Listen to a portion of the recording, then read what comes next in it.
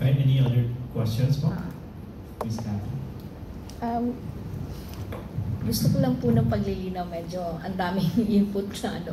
But basically, just to make it simple sa lahat ng mga nanonood po sa atin, no, from the tuklasinnatin.net.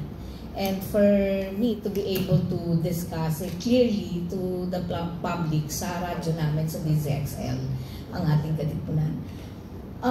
Correct me if I'm wrong, bali, di ba may pinapasang batas, which is binibida rin yan ni Senator Amy Marcos yesterday sa Kamuning Bakery kasi it's a World Pandesal Day kahapon.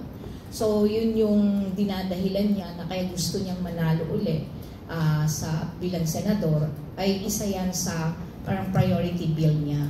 Pero sabi niyo nga po may mga provisions doon na ayaw niyo. So kumbaga in short, converting yung cooperative into corporation.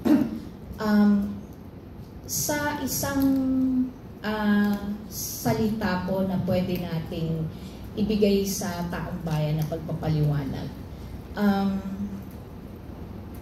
yung po bang existing na cooperative na batas natin ngayon ay masasabi nyo bang obsolete na?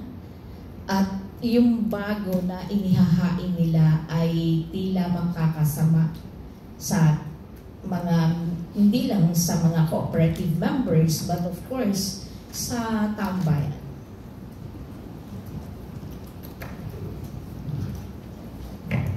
Siguro yung